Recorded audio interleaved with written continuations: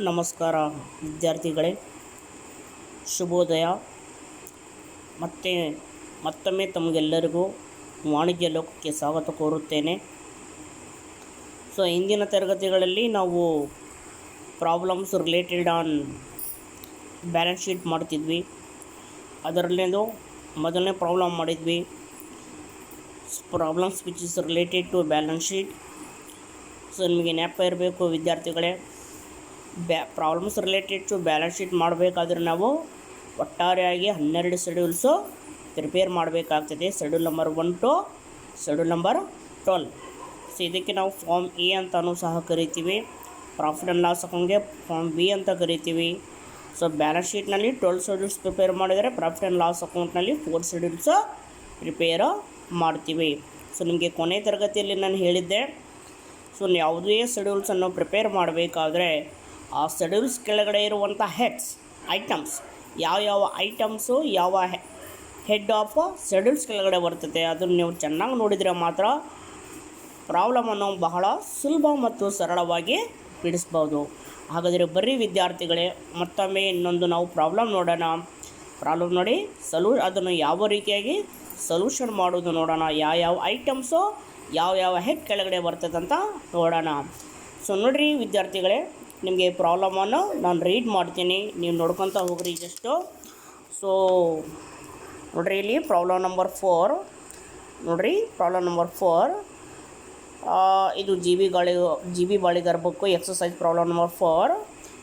Page number ಬಂದು 63. Problems read ಮಾಡ್ತೀನಿ ನೋಡಿರಿ. Following data is taken from books of Sri Bank Limited on 31st March 2017. Share capital bracketನಲ್ಲಿ 60,000 shares of rupees 10 each. outer column 6 lakh ಹಾಕ್ಯಾರ. Next profit and loss account credit balance on 31st March 2016. 31st March 2016 45,000 ಅಂದರೆ ನಾವು prepare ಮಾಡಿರ್ತೀವಿ 2017. ಇವರು 2016 ಕೊಟ್ಟಾರ ಅಂದರೆ meaning ಏನು? It's previous year profit or last year profit ಅಂತ net profit ಜೊತೆಗೆ ಅದನ್ನು ನಾವು ಆ್ಯಡ್ ಮಾಡಬೇಕಾಗ್ತದೆ. ಅದಾದಮೇಲೆ started reserves 1,05,000, current deposits 3,45,000, savings bank account 75,000. ಅದೇ ರೀತಿಯಾಗಿ fixed deposit account 2,40,000. borrowings from other banks 2,25,000. employees security deposits 67,500. cash in hand 2,10,000. balance with RBI 1,50,000. balance with other banks 2,70,000. money at calls and short notice 60,000.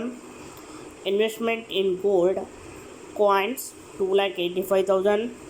investment in shares of company 18,000. investment in government bonds 42,000. next bills purchased and discounted 1,20,000. cash credits and overdraft 4,65,000. premises bracket nalli cost 1,50,000. 1,14,000 outer column. furniture original cost 75,000, depreciate ತೆಗೆದ ಮೇಲೆ ಬರೋದು 75,000. Next inter office adjustment 75,000. Furniture ಬಂದು ನಿಮಗೆ 51,000. Inter office adjustment ಬಂದು 75,000. Interest accrued on investment 15,000. Net profit for the year 1,50,000. ಇದು ನಿಮಗೆ ಕೊಟ್ಟಿರುವಂಥ items. Item ನೋಡಿದ ತಕ್ಷಣವೇ ನೀವು ಐಡೆಂಟಿಫೈ ಮಾಡಬೇಕಾಗ್ತೈತಿ ಯಾವ ಒಂದು ಐಟಮ್ಸು ಯಾವ ಒಂದು ಹೆಡ್ ಕೆಳಗಡೆ ಬರ್ತದಂತ. ಅದೇ ರೀತಿಯಾಗಿ ಅಡ್ಜಸ್ಟ್ಮೆಂಟ್ ಕೊಟ್ಟಾರ ನೋಡಿರಿ ವಿದ್ಯಾರ್ಥಿಗಳೇ. ಏನು? Provide for rebate on bills discounted rupees 7,500. Right of depreciation on building and furniture rupees 9,000 and rupees 6,000 respectively. current deposits include rupees 15,000. debt balance representing overdraft. bills for collection rupees 1,05,000 and acceptance and endorsement rupees 75,000. prepare the balance sheet of Shri Shri bank limited in prescribed format and schedule. So ನಿಮಗೆ ನೆನಪಿರಲಿ ವಿದ್ಯಾರ್ಥಿಗಳೇ, ನಾವು ಶೆಡ್ಯೂಲ್ಸನ್ನು prepare ಮಾಡಬೇಕಾದ್ರೆ first ಒಂದು working note ಮಾಡಬೇಕಾಗ್ತದೆ. ಆ working note ಏನಂದರೆ calculation of balance of profit. ನೋಡಿರಿ, ನಿಮಗೆ ಸ್ವಲ್ಪ ಇಲ್ಲಿ ತೋರಿಸ್ತೀನಿ ನಾನು. ಅಡ್ಜಸ್ಟ್ಮೆಂಟ್ ನಂಬರ್ 2 ನೋಡಿರಿ, return of right of depreciation on building and furniture ₹9,000 and ₹6,000 respectively ಅಂತ. ಸೊ ನಿಮಗೆ ಪ್ರಾಬ್ಲಮ್ನಲ್ಲಿ ಅಡ್ಜಸ್ಟ್ಮೆಂಟ್ನಲ್ಲಿ ಏನಾದರೂ ಡಿಪ್ರಿಷಿಯೇಟ್ ವ್ಯಾಲ್ಯೂ ಕೊಟ್ಟರೆ ಇಲ್ಲಿ ಔಟ್ರ್ ಕಾಲಮ್ನಲ್ಲಿ ಏನು ಅಮೌಂಟ್ ಹಾಕಿರ್ತದಲ್ಲ ಅದರಲ್ಲಿ ನೀವು ಲೆಸ್ ಮಾಡಿ ರಿಮೈನಿಂಗ್ ಬ್ಯಾಲೆನ್ಸನ್ನು ನೀವು ತೊಗೋಬೇಕಾಗ್ತದೆ. ಸೊ ಇಲ್ಲಿ ನೋಡಿರಿ, ನಿಮಗೆ ಬ್ರಾಕೆಟ್ನಲ್ಲಿ 1,50,000 ಕೊಟ್ಟಾನ, 1,14,000 ಕೊಟ್ಟಾನ. ಹಾಗಾದರೆ ಯಾವ ವ್ಯಾಲ್ಯೂ ತೊಗೋಬೇಕು? ಇನ್ ಕೇಸು ನಿಮಗೆ ಅಡ್ಜಸ್ಟ್ಮೆಂಟ್ನಲ್ಲಿ ಯಾವುದೇ ರೀತಿಯಾದಂತಹ ವ್ಯಾಲ್ಯೂಸ್ ಡಿಪ್ರಿಷಿಯೇಟ್ ವ್ಯಾಲ್ಯೂ ಕೊಟ್ಟಿಲ್ಲ ಅಂದರೆ ಅವಾಗ ಏನು ಮಾಡಬೇಕು? 1,50,000 ಮೈನಸ್ 1,14,000 ಮಾಡಿದರೆ ಏನು ನಮಗೆ ಬ್ಯಾಲೆನ್ಸ್ ಬರ್ತದಲ್ಲ ಅದು ಡಿಪ್ರಿಷಿಯೇಷನ್. ಆ ಡಿಪ್ರಿಷಿಯೇಷನ್ ತೊಗೊಂಡು ಸೊ ಡಿಪ್ರಿಷಿಯೇಟ್ ವ್ಯಾಲ್ಯೂ ತೊಗೊಂಡು 1,50,000 ಮೈನಸ್ ಡಿಪ್ರಿಷಿಯೇಟ್ ವ್ಯಾಲ್ಯೂ ತೊಗೊಂಡ್ರೆ ನಮಗೆ 1,14,000 ಬರ್ತದೆ. ಯಾವಾಗ ಅಡ್ಜಸ್ಟ್ಮೆಂಟ್ನಲ್ಲಿ ಏನಾದರೂ ಕೊಟ್ಟಿಲ್ಲ ಅಂದರೆ. ಬಟ್ ನೋಡಿರಿ, ಈ ಪ್ರಾಬ್ಲಮ್ನಲ್ಲಿ ಅಡ್ಜಸ್ಟ್ಮೆಂಟ್ನಲ್ಲೇ ಹೇಳಿಬಿಟ್ಟಾರೆ building and furniture depreciate value 9,000 6,000 respectively ಅಂತ. ಸೊ ಅದಕ್ಕೆ ನಾವೇನು ಮಾಡಬೇಕು? ಇಲ್ಲಿ ಪ್ರಿಮೈಸಸ್ ಅಂದರೆ ಬಿಲ್ಡಿಂಗ್ 1,14,000 ಮೈನಸ್ 9,000 ಮಾಡಿದರೆ ನಮಗೆ ಬರೋದೆ original value of premises or building. Furniture 51,000 minus 6,000 ಮಾಡಿದರೆ ನಮಗೆ ಬರೋದೆ ಒರಿಜಿನಲ್ ವ್ಯಾಲ್ಯೂ. ಸೊ ಅದೇ ರೀತಿಯಾಗಿ ನೋಡಿರಿ, ಕರೆಂಟ್ ಡೆಪಾಸಿಟ್ ಇನ್ಕ್ಲೂಸ್ ₹15,000 ಡೆತ್ balance representing overdraft. So overdraft ಎಲ್ಲಿ ಬರ್ತೈತೆ? ಯಾವ ಅಕೌಂಟ್ಗೆ ಓವರ್ ಡ್ರಾಫ್ಟ್ ಫೆಸಿಲಿಟೀಸ್ ಕೊಟ್ಟಿರ್ತಾರೆ ಗೊತ್ತಿರ್ತೈತೆ. ಓನ್ಲಿ ಒನ್ ಅಕೌಂಟ್ಗೆ ಮಾತ್ರ ಓವರ್ ಡ್ರಾಫ್ಟ್ ಫೆಸಿಲಿಟೀಸ್ ಕೊಟ್ಟಿರ್ತಾರೆ, ಅದೇ ಕರೆಂಟ್ ಅಕೌಂಟ್ಗೆ. ಆ ಕರೆಂಟ್ ಅಕೌಂಟ್ ಏನಾದರೂ ಡೆಪಾಸಿಟ್ ಮಾಡಿದರೆ ಅದರ ಮೇಲೆ ಬ್ಯಾಂಕವರು ಏನು ಮಾಡ್ತಾರೆ? ನಮಗೆ ಓವರ್ ಡ್ರಾಫ್ಟ್ ಫೆಸಿಲಿಟೀಸ್ ಕೊಡ್ತಾರೆ. ಅದು ಇನ್ಕ್ಲೂಡ್ ಆಗೈತೆ ಅಂತ ಹೇಳ್ತಾರೆ. ಎಷ್ಟು ಅಮೌಂಟ್ಸ್ ಅಂತ ಹೇಳಿದ್ರೆ ಅಮೌಂಟ್ ಬಂದು 15,000. ಆ 15,000 ಓವರ್ ಡ್ರಾಫ್ಟ್ನಲ್ಲಿ ನಾವು ಯಾಡ್ ಮಾಡಬೇಕಾಗ್ತದೆ. ಯಾಕಂತ ಹೇಳಿದ್ರೆ ಕೆಲವೊಂದು ಸಲ ಬ್ಯಾಂಕ್ ಏನು ಮಾಡ್ತೈತೆ, ಆ ಕರೆಂಟ್ ಅಕೌಂಟ್ ಬೇಸಿಸ್ ಮೇಲೆ ಅವರಿಗೆ ಓವರ್ ಡ್ರಾಫ್ಟ್ ಫೆಸಿಲಿಟೀಸ್ ಅಲೋ ಮಾಡಿರ್ತಾರೆ. ಸೊ ಅದೇ ರೀತಿಯಾಗಿ ಅಕ್ಸೆಪ್ಟೆನ್ಸ್ ಆ್ಯಂಡ್ ಎಂಡೋರ್ಸ್ಮೆಂಟ್ ಐತೆ. ಸೊ ಇದು ಬಂದು ನಿಮಗೆ ಶೆಡ್ಯೂಲ್ ನಂಬರ್ 12 ಕಾಂಟಿಂಜೆಂಟ್ ಲಯಬಿಲಿಟೀಸ್. ಇದನ್ನು ನಾವು ಯಾಡ್ ಮಾಡಬಾರ್ದು, ಯಾಕಂದರೆ ಇದು contingent liability. Bills for collection 1,05,000 ಇದು ಸಪ್ರೇಟಾಗಿ ತೋರಿಸ್ಬೇಕು. ಸೊ ಬರೀ ವಿದ್ಯಾರ್ಥಿಗಳೇ, ಹಾಗಾದರೆ ನಾವು ಪ್ರಾಬ್ಲಮನ್ನು ಸ್ಟೆಪ್ ಬೈ ಸ್ಟೆಪ್ ಸಾಲ್ವ್ ಮಾಡೋಣಂತೆ. ಸೊ ಫಸ್ಟ್ ನಾವು ಪ್ರಾಬ್ಲಮ್ ಸಾಲ್ವ್ ಮಾಡಬೇಕಾದ್ರೆ ಮುಂಚೆನೇ ಹೇಳಿ ನಾನು ಫಸ್ಟ್ ಏನು ಕ್ಯಾಲ್ಕುಲೇಷನ್ ಮಾಡಬೇಕು? Calculation of balance of profit. ಯಾಕೆ ನಾವು calculation of balance of profit identify ಮಾಡಬೇಕು? ಯಾಕಂತ ಹೇಳಿದರೆ ನಮಗೆ ಅಲ್ಲಿ ಸ್ಟ್ಯಾಟ್ಯೂಟರಿ ರಿಸರ್ವ್ಸ್ ಬೇಕಾಗಿರುವುದರಿಂದ ಮತ್ತು ಬ್ಯಾಲೆನ್ಸ್ ಆಫ್ ಪ್ರಾಫಿಟ್ ಬೇಕಾಗಿರುವುದರಿಂದ. ಸೊ ಅದಕ್ಕೆ ನಾವು ಏನು ಮಾಡ್ತೀವಿ? ಬ್ಯಾಲೆನ್ಸ್ ಆಫ್ ಪ್ರಾಫಿಟನ್ನು ನಾವು ಐಡೆಂಟಿಫೈ ಮಾಡ್ತೀವಿ. ನೋಡಿರಿ ವಿದ್ಯಾರ್ಥಿಗಳೇ, calculation of balance of profit first ಇದನ್ನೇ ನಾವು ಕ್ಯಾಲ್ಕುಲೇಷನ್ ಮಾಡಬೇಕಾಗ್ತದೆ. ಅದರಲ್ಲಿ net profit for the current year. ಆ ಕರೆಂಟ್ ಇಯರ್ದು ಏನು ನೆಟ್ ಪ್ರಾಫಿಟ್ ಇರ್ತದೆ ಆ ನೆಟ್ ಪ್ರಾಫಿಟನ್ನು ತೊಗೋಬೇಕು. ಸೊ ಪ್ರಾಬ್ಲಮ್ನಲ್ಲಿ ನೀವು ನೋಡಿರ್ಬೋದು, ನಮಗೆ ಕರೆಂಟ್ ಇಯರ್ ಪ್ರಾಫಿಟ್ ಕೊಟ್ಟಾರ ₹1,50,000.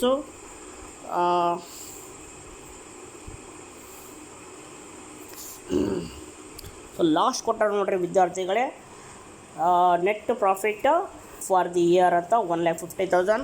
ಆ 1,50,000 ನಾವು ಇಲ್ಲಿ ಹಾಕಿವಿ. ಅದೇ ರೀತಿಯಾಗಿ ಯಾಡ್ ಲಾಸ್ಟ್ ಇಯರ್ ಪ್ರಾಫಿಟ್ ಏನಾದರೂ ಕೊಟ್ಟರೆ ಆ ಕರೆಂಟ್ ಇಯರ್ ಪ್ರಾಫಿಟ್ನಲ್ಲಿ ಯಾಡ್ ಮಾಡಬೇಕಾಗ್ತದೆ. ಹಾಗಾದರೆ ನಮಗೆ ಆ ಲಾಸ್ಟ್ ಇಯರ್ ಪ್ರಾಫಿಟ್ ಕೂಡ ಕೊಟ್ಟಾರೆ ಇಲ್ಲಿ.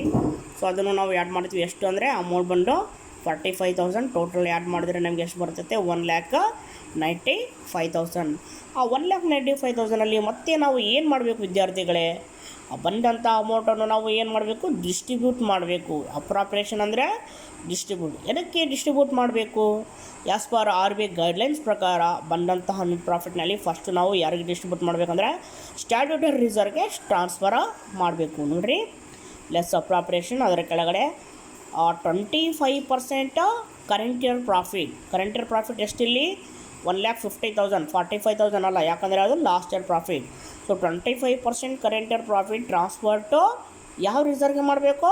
Statutory reserve. ಸೊ 1,50,000 ಇಂಟು 25/100 ಮಾಡಿದರೆ ನಮಗೆ ಬರೋದು ಸ್ಟ್ಯಾಟ್ಯೂಟರಿ ರಿಸರ್ವ್ 37,500. ಸೊ 1,95,000 ಮೈನಸ್ 37,500 ಮಾಡಿದರೆ ನಮಗೆ ಆನ್ಸರ್ ಬರೋದು 1,57,500 is a balance of profit. ಈ ಒಂದು balance of profit plus statutory reserve ನಾವು ಶೆಡ್ಯೂಲ್ ನಂಬರ್ 2ನಲ್ಲಿ ತೋರಿಸ್ಬೇಕಾಗ್ತದೆ. ಎಲ್ಲಿ?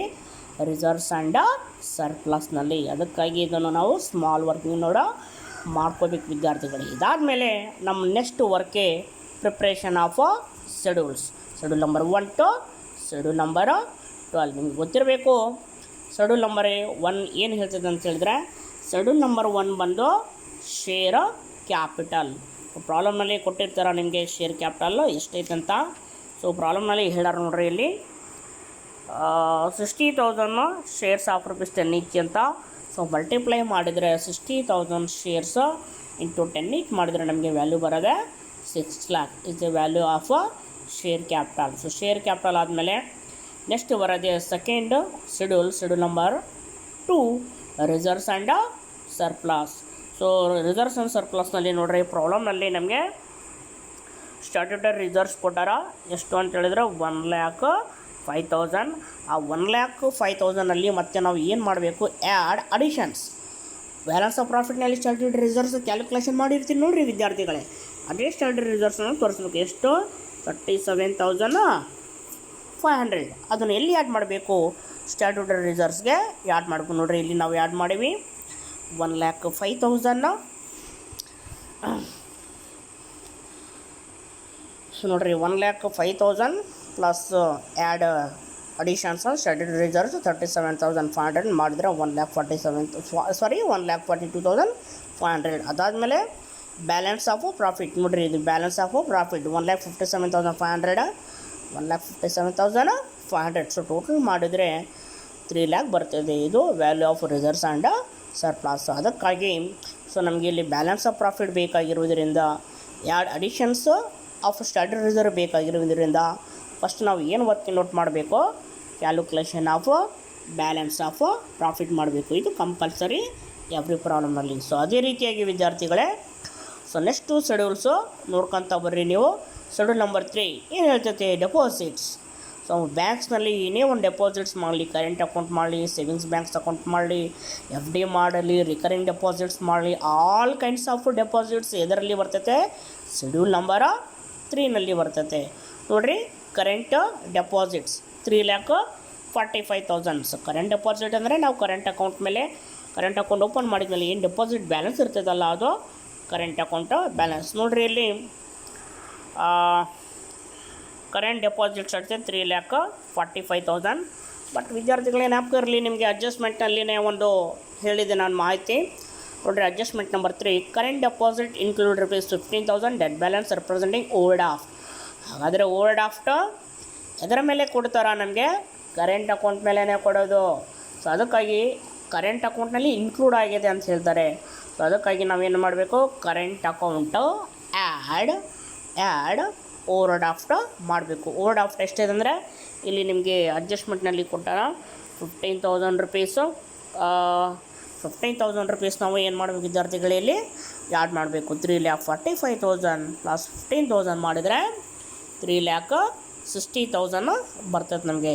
ಅದಾದಮೇಲೆ ರಿಮೈನಿಂಗ್ ಅಕೌಂಟ್ಸ್, ಬೇರೆ ಅಕೌಂಟ್ಸ್ ಯಾವುದೇ ಇರಲಿ, SB ಅಕೌಂಟ್ ಇರಲಿ, ರಿಕರಿಂಗ್ ಡೆಪಾಸಿಟ್ ಇರಲಿ, FD ಇರಲಿ. ಸೊ ಪ್ರಾಬ್ಲಮ್ನಲ್ಲಿ ನಿಮ್ಗೆ ಏನು ಕೊಟ್ಟಾರ? SB ಅಕೌಂಟ್ ಕೊಟ್ಟಾರ, savings bank account 75,000, fixed deposit account 2,40,000. ಎಲ್ಲ ಡೆಪಾಸಿಟ್ಸ್ ಎಲ್ಲ ಆ್ಯಡ್ ಮಾಡಿದ್ರೆ ನಮಗೆ ಎಷ್ಟು ಬರ್ತೈತೆ? 6,75,000. ಇದು ಶೆಡ್ಯೂಲ್ ನಂಬರ್ 3. ಅದೇ ರೀತಿಯಾಗಿ ಶೆಡ್ಯೂಲ್ ನಂಬರ್ 4 ಬಾರೋವಿಂಗ್ಸ್ ಅಂದರೆ ಸಾಲವನ್ನು ಪಡೆದುಕೊಳ್ಳೋದು ಸಹ ಲ್ಯಾಬಿಲಿಟೀಸ್ ಹೋದಲ್ಲ. Borrowing the from other banks, ಬೇರೆ ಬ್ಯಾಂಕಿಂದ ನಾವು ಸಾಲವನ್ನು ಪಡೆದುಕೊಳ್ಳೋದು. ಎಷ್ಟು? ಒಂದು ಐಟಮ್ ಕೊಟ್ಟಾರ 2,20,000 ಕೊಟ್ಟಾರ ನೋಡಿ ಪ್ರಾಬ್ಲಮ್ನಲ್ಲಿ. Borrowing the from other banks 2,25,000 ಕೊಟ್ಟಾರ. ಸೇಮ್ ಅದನ್ನು ನಾವು ಹಾಕೀವಿ.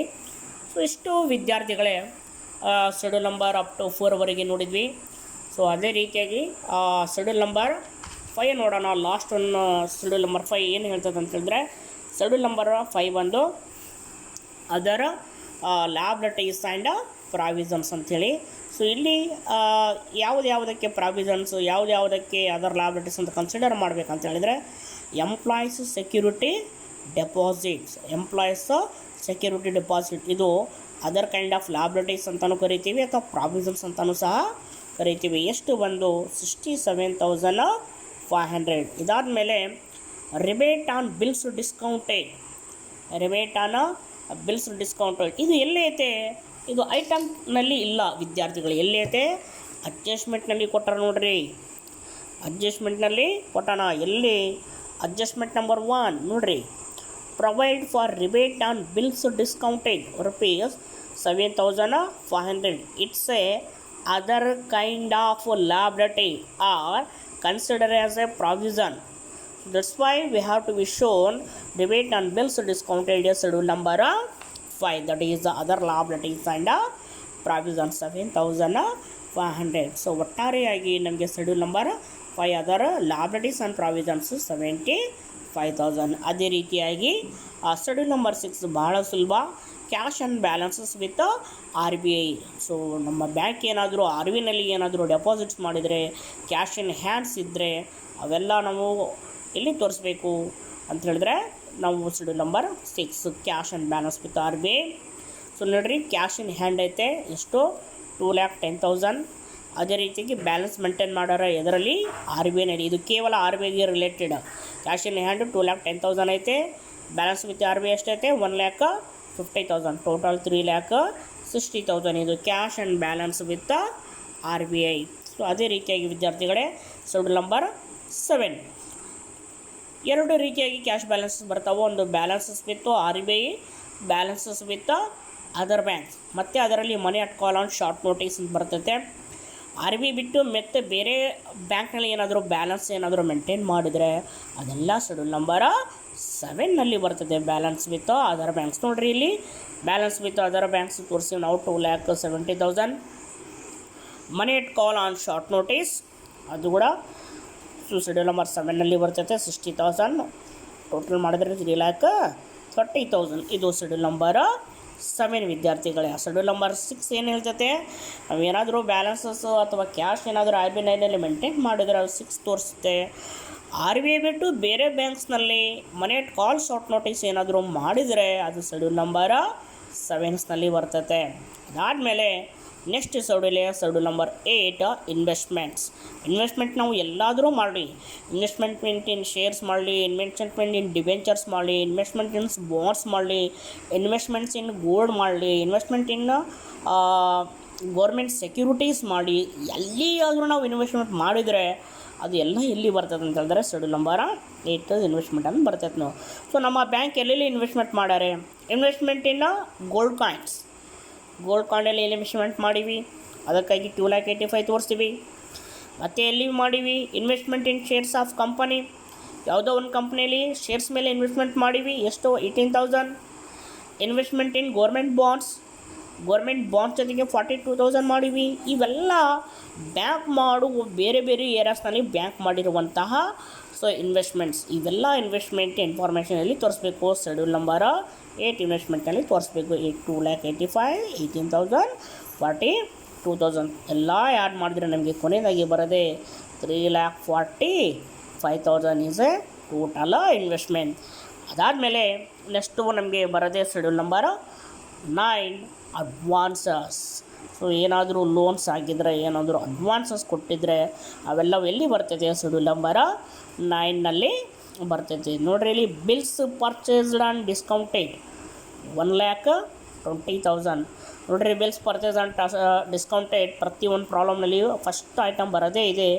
ಸೊ ಇದು one kind of a advances to the bank or loans to the bank. So that's why we have to be shown in schedule number 9 advances 1,20,000. Next, cash credits and hold off. Cash credits and hold off rupees 45,000 ಐತೆ. ನೋಡ್ರಿ, ನಿಮಗೆ ಪ್ರಾಬ್ಲಮ್ನಲ್ಲಿ ತೋರಿಸ್ತೀನಿ. ಪ್ರಾಬ್ಲಮ್ನಲ್ಲಿ ನೋಡ್ರಿ, cash credits and over of rupees 4,45,000. ನೋಡ್ರಿ, ಇಲ್ಲಿ cash ಐತೆ ಮತ್ತು over ಆಫ್ಟೂ ಸಹ ಕೊಟ್ಟಾರ, ಕ್ಯಾಶ್ ಕ್ರೆಡಿಟ್ ಮತ್ತು ಓವರ್ ಆಫ್. ಸೊ ಮತ್ತು ಓವರ್ ಆಫ್ ಬ್ಯಾಂಕು ಕಸ್ಟಮರ್ಗೆ ನೀಡಿದರೆ ಸೊ ಅದು ಏನಾಗ್ತೈತೆ, ಇಟ್ಸ್ ಎ ಲೋನ್ಸ್ ಕೊಟ್ಟಂಗೆ ಆಗ್ತೈತೆ, ಕಸ್ಟಮರ್ಗೆ ಅಡ್ವಾನ್ಸ್ ಕೊಟ್ಟಂಗೆ ಆಗ್ತೈತೆ. ಅಲ್ಲಿ ನೋಡಿರಿ ಶೆಡ್ಯೂಲ್ ನಂಬರ್ 3ನಲ್ಲಿ ನಾವು ಲಾಬ್ಲಿಟೀಸ್ ಅಂತ ತೋರಿಸಿದ್ವಿ, ಹೌದಾ. ಮತ್ತು ಇಲ್ಲಿ ನಾವು ಏನು ಮಾಡ್ತೀವಿ, ಯಾರು ಓವರ್ ಡ್ರಾಫ್ಟ್ ಅಂತ ಮಾಡ್ತೀವಿ, ಯಾಕಂದರೆ ಇಲ್ಲಿ ಓವರ್ ಡ್ರಾಫ್ಟ್ ವ್ಯಾಲ್ಯೂ ಇರುವುದರಿಂದ ಎಷ್ಟು 4,65,000 ಇರುವುದರಿಂದ. ಸರ್ ನೀವು ಶೆಡ್ಯೂಲ್ ನಂಬರ್ 3ನಲ್ಲಿ ಡೆಪಾಸಿಟ್ಸ್ ಮಾಡಬೇಕಾದ್ರೆ ಕರೆಂಟ್ ಅಕೌಂಟ್ ಡೆಪಾಸಿಟ್ನಲ್ಲಿ ಓವರ್ ಡ್ರಾಫ್ಟು ಯಾಡ್ ಮಾಡಿದ್ವಿ, ಮತ್ತು ಇಲ್ಲಿ ಯಾಕೆ ಸರ್ ನೀವು ಯಾಡ್ ಮಾಡ್ತಾಯಿದ್ದೀರಾ, ಒಂದೇ ಕಡೆ ಯಾಕೆ ತೋರಿಸ್ತಿಲ್ಲ ಅಂದರೆ ಯಾಕಂತ ಹೇಳಿದ್ರೆ, ಫಸ್ಟು ಬ್ಯಾಂಕ್ ಏನು ಮಾಡ್ತೈತೆ, ಕಸ್ಟಮರ್ಗೆ ಏನು ಮಾಡ್ತೈತೆ ಓವರ್ ಡ್ರಾಫ್ಟ್ ಫೆಸಿಲಿಟೀಸ್ ಕೊಡ್ತಾರೆ, ಹೌದಲ್ಲ. ಸೊ ಓವರ್ ಡ್ರಾಫ್ಟ್ ಫೆಸಿಲಿಟೀಸ್ ಕೊಟ್ಟಾರಂದರೆ ಅರ್ಥ ಏನು, it's expenses to the bank, it's a liabilities to the bank. Bank ಕಸ್ಟಮರ್ಗೆ ಕೊಡ್ತದೆ, ಮತ್ತು ಅದು ಏನಾಗ್ತದೆ, ಬ್ಯಾಂಕಿಗೆ ಲ್ಯಾಬಿಲಿಟಿ ಆಗ್ತದೆ. ಅದಕ್ಕಾಗಿ ನಾವು ಏನು ಮಾಡ್ತೀವಿ, ಆ over draft amount plus extra. Over draft ಅಂದರೆ ಮೀನಿಂಗ್ ಏನು, ತನ್ನ ಡೆಪಾಸಿಟ್ ತನ್ನ ಅಕೌಂಟ್ನಲ್ಲಿ ಏನು ಬ್ಯಾಲೆನ್ಸ್ ಇರುತ್ತೆ ಅದಕ್ಕಿಂತ ಎಕ್ಸಸ್ ಅಮೌಂಟನ್ನು ವಿಡ್ರಾ ಮಾಡಿದರೆ ಅದು ನಾವು ಓವರ್ ಡ್ರಾಫ್ಟ್ ಅಂತ ಕರಿತೀವಿ. ಸೊ ಅಲ್ಲಿ ಬ್ಯಾಂಕಿಗೆ ಇದು ಲಾಬಿಲಿಟಿ ಆಗ್ತದೆ, ಓವರ್ ಡ್ರಾಫ್ಟ್ ಕೊಟ್ಟಿರ್ತಾರೆ ಬ್ಯಾಂಕ್, ಅದಕ್ಕಾಗಿ ನಾವು ಏನು ತೋರಿಸ್ತೀವಿ, ಓವರ್ ಡ್ರಾಫ್ಟ್ನಲ್ಲಿ ಅದನ್ನು ಯಾಡ್ ಮಾಡ್ತೀವಿ. ಸರ್ ಮತ್ತು ಇಲ್ಲಿ ಕ್ಯಾಶ್ ಕ್ರೆಡಿಟ್ ಅಂಡ್ ಓವರ್ ಡ್ರಾಫ್ಟ್ನಲ್ಲಿ ಯಾಕೆ ಆ್ಯಡ್ ಮಾಡಿರಿ, ಅದು ಮತ್ತು ಅಸೆಟ್ಸ್ನಲ್ಲಿ ಯಾಕಂತ ಹೇಳಿದ್ರೆ, ಮತ್ತು ಬ್ಯಾಂಕ್ ಓವರ್ ಡ್ರಾಫ್ಟ್ ಕಸ್ಟಮರ್ಗೆ ಕೊಟ್ಟಿದ ಮೇಲೆ ಸುಮ್ಮನೆ ಇರ್ತೈತಾ, ಇಲ್ಲ, ಏನು ಮಾಡ್ತೈತೆ, ಮತ್ತೆ ರಿಕವರಿ ಮಾಡ್ಕೊತೈತೆ ಅದು. ಸೊ ರಿಕವರಿ ಮಾಡ್ಕೊಂಡ್ರೆ ಮತ್ತೆ ಅದು ಬ್ಯಾಂಕಿಗೆ ಏನಾಗ್ತೈತೆ, ಸೊ ಅಡ್ವಾನ್ಸ್ ಕೊಟ್ಟಿರ್ತಾರೆ, ಹೌದಲ್ಲ ಅದು. ಸೊ ಅದಕ್ಕಾಗಿ ಬ್ಯಾಂಕ್ ಏನು ಮಾಡ್ತೈತೆ, ಮತ್ತೆ ರಿಕವರಿ ಮಾಡ್ಕೊತೈತೆ. ಸೊ ರಿಕವರಿ ಮಾಡ್ಕೊಂಡ್ರೆ ಮತ್ತೆ ಅದು ಬ್ಯಾಂಕಿಗೆ ಏನಾಗ್ತೈತೆ, ಅದು ಅಸೆಟ್ ಆಗ್ತೈತೆ, ಅದು ಬ್ಯಾಂಕಿಗೆ ಇನ್ಕಮ್ ಆಗ್ತೈತೆ. So in the form of advances. ಅದಕ್ಕಾಗಿ ನಾವು ಏನು ಮಾಡಬೇಕು, ಆ ಓವರ್ ಡ್ರಾಫ್ಟ್ನಲ್ಲಿ ಈ ಒಂದು ಅಡ್ಜಸ್ಟ್ಮೆಂಟ್ನಲ್ಲಿ ಕೊಟ್ಟಿರುವಂತಹ ಓವರ್ ಡ್ರಾಫ್ಟನ್ನು ಯಾಡ್ ಮಾಡಬೇಕು. ಯಾರು ಓವರ್ ಡ್ರಾಫ್ಟ್ 15,000 ಮಾಡಿದರೆ 4,80,000, ಟೋಟಲು 6 lakh.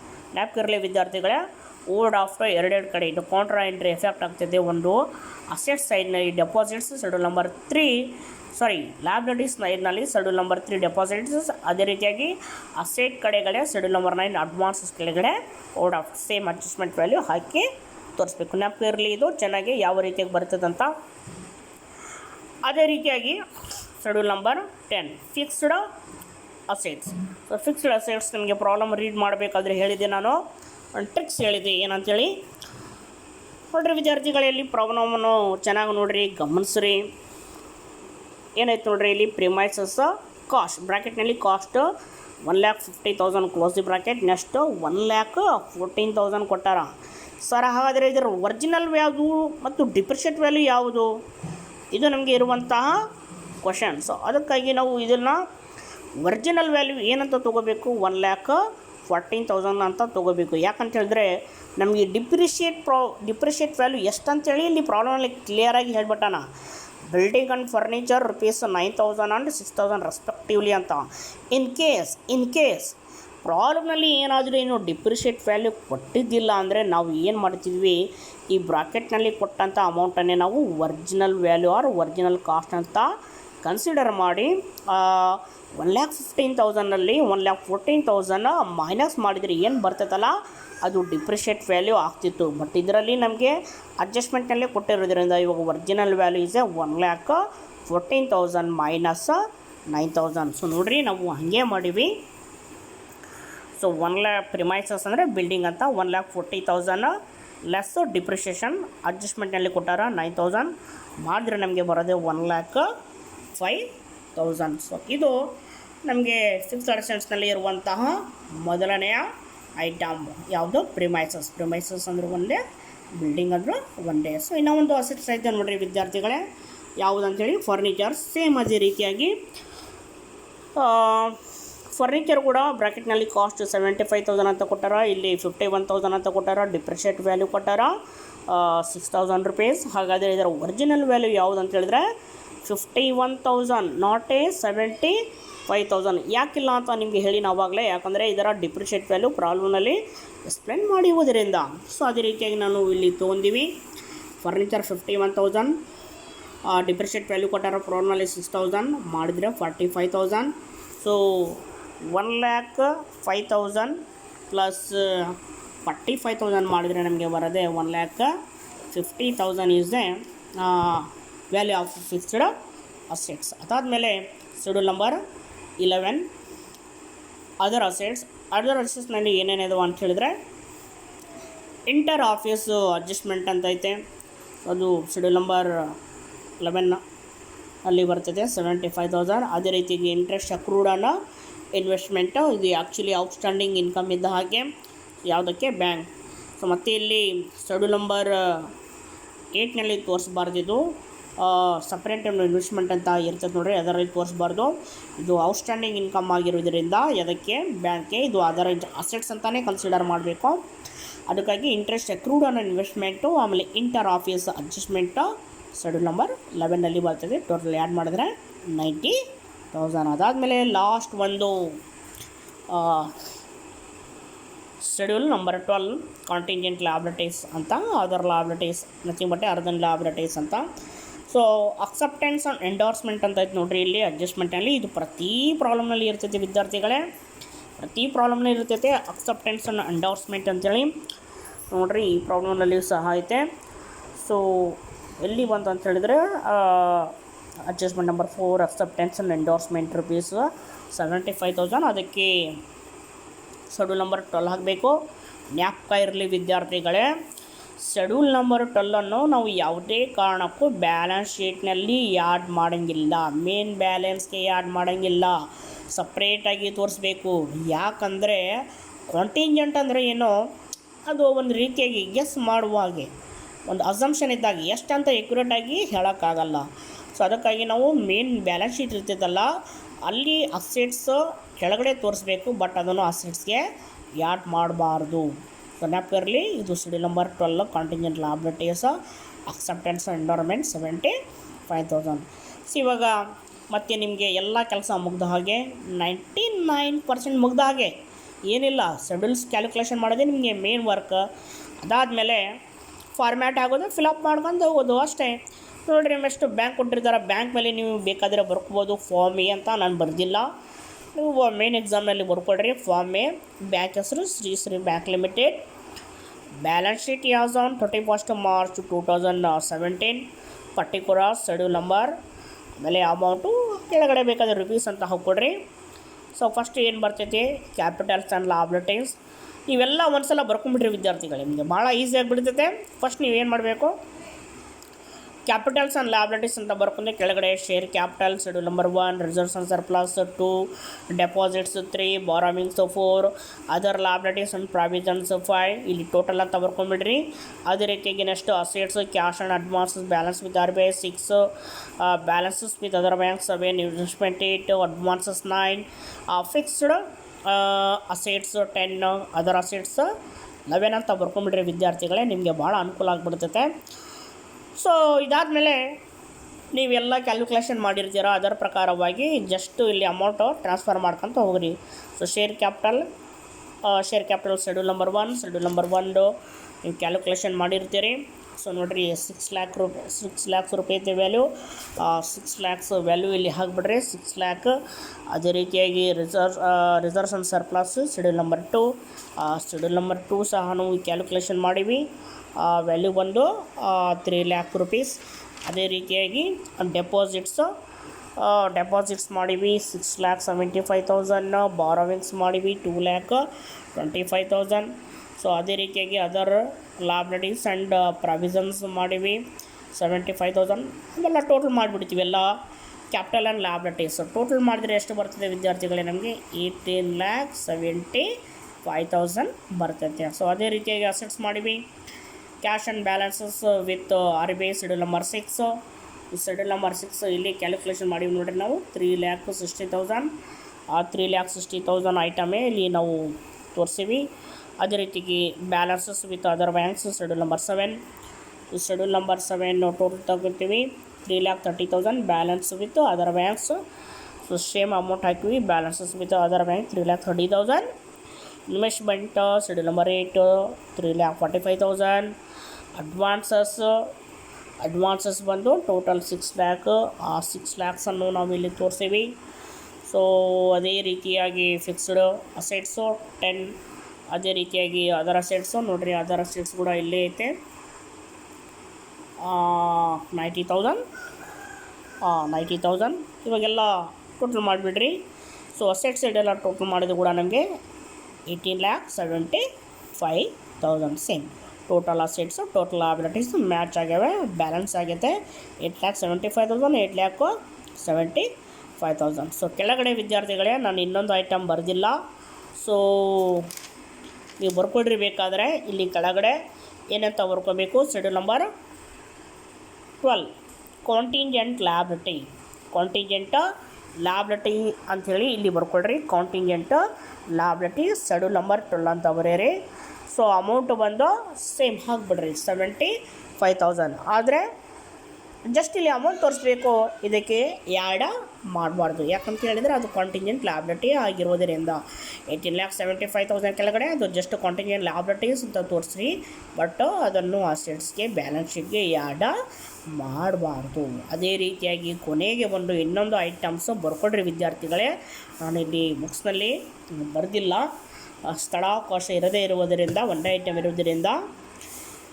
ಸೊ ಮತ್ತೇನು ಸರ್ ಇದರಲ್ಲಿ ಚೌಕಾಸಿ ಮಾಡ್ತಾರಂತ ತಿಳ್ಕೊಬೇಡ್ರಿ. ನೋಡಿರಿ, ಇನ್ನೂ ಒಂದು items schedule number adjustment number 4 bills for collection rupees 1,05,000. ಅದನ್ನು ಏನು ಮಾಡಬೇಕು ಅಂತ ಹೇಳಿದ್ರೆ ಬಿಲ್ಸ್ ಫಾರ್ ಕಲೆಕ್ಷನ್, ಇಲ್ಲಿ ಬಿಲ್ಸ್ ಫಾರ್ ಕಲೆಕ್ಷನ್ ಅಂತ ಬರೆದು ಶೆಡ್ಯೂಲ್ ಇಲ್ಲ, ಅದಕ್ಕೆ ಶೆಡ್ಯೂಲ್ ನಿಲ್ಲ ಅಂತ ಹಾಕಿ ಟೋಟಲ್ ಅಮೌಂಟ್ ಹಾಕಿ ಸಪ್ರೇಟಾಗಿ 1,05,000 ಅಂತ ತೋರಿಸ್ಬಿಡ್ರಿ ವಿದ್ಯಾರ್ಥಿಗಳೇ. ಇದು ವಿದ್ಯಾರ್ಥಿಗಳೇ ನಿಮಗೆ ಇವತ್ತಿನ ಒಂದು ಪಾಠ, problems which is related to balance sheet. ಇದು ಬ್ಯಾಲೆನ್ಸ್ ಶೀಟ್ ರಿಲೇಟೆಡ್ ಎರಡನೇ ಪ್ರಾಬ್ಲಮ್ ನಾನು ಮಾಡಿಸ್ತಿರೋದು. ಮೊದಲನೇ ಪ್ರಾಬ್ಲಮ್ ಆಲ್ರೆಡಿ ಒಂದು ಯೂಟ್ಯೂಬಿಗೆ ಅಪ್ಲೋಡ್ ಮಾಡೀವಿ, ಇದು ಎರಡನೇ ಪ್ರಾಬ್ಲಮ್. ಸೊ ನಿಮ್ಮ ಕಡೆಯಿಂದ ಯಾವುದೇ ರೀತಿಯಾದಂಥ ಇನ್ನೂವರೆಗೆ ನನಗೆ ಫೀಡ್ಬ್ಯಾಕ್ ಬರ್ತಿಲ್ಲ. ಆದರೆ ಕೆಲವೊಂದು ವಿದ್ಯಾರ್ಥಿಗಳು ಪರವಾಗಿಲ್ಲ ಸರ್, ಸ್ವಲ್ಪ ಪ್ರಮಾಣದಲ್ಲಿ ಅರ್ಥ ಆಗಕತ್ತೈತೆ ಅಂತ ಹೇಳ್ಯಾರ. ಮತ್ತು ಏನು ಮಾಡೋಕ್ಕಾಗಲ್ಲ, ಸಮಯದ ಅಭಾವ, ತಾಂತ್ರಿಕತೆಯ ಒಂದು ತೊಂದರೆಯಿಂದಾಗಿ ನಾವು ಸಹ ಕೆಲವೊಂದು ತೊಂದರೆಗಳನ್ನು ಅನುಭವಿಸ್ತೀವಿ. ಇರಲಿ, ಅದು ಎಷ್ಟು ಸಾಧ್ಯ ಆಗ್ತದೆ ಅಷ್ಟು ಒಂದು ತರಗತಿಗಳನ್ನು ಮಾಡೋಣ ವಿದ್ಯಾರ್ಥಿಗಳೇ. ಮತ್ತು ಮುಂದಿನ ತರಗತಿಯಲ್ಲಿ ಇದೇ ಪ್ರಾಬ್ಲಮ್ಸ್ ಮಾಡೋಣಂತೆ. Problems related to balance sheet schedule number 1 to schedule number 12. ಧನ್ಯವಾದ ವಿದ್ಯಾರ್ಥಿಗಳೇ.